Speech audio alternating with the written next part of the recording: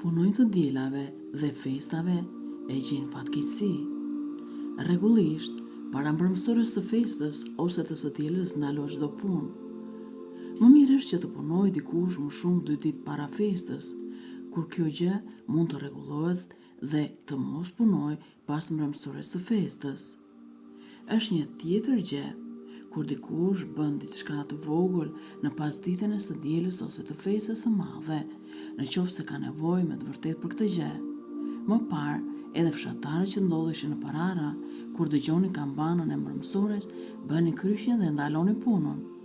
Të njëjtën gjë bënin edhe gratë që ndodheshin në lagje, ngriheshin, e linin punën dhe bënin kryqin. Dhe Perëndia i bekonte, ata kishin shëndet dhe gëzoheshin.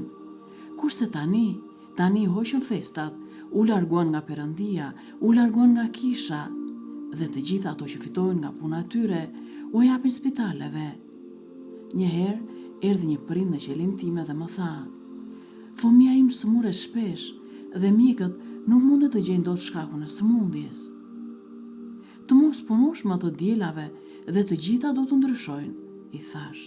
Me të vërtet, ai ndaloi punën ditën e diel dhe fëmia u shërua. Gjithmonë u them laikëve të mos punojnë të dielave dhe festave, që të mos i gjejnë fatkeqësi në jetë.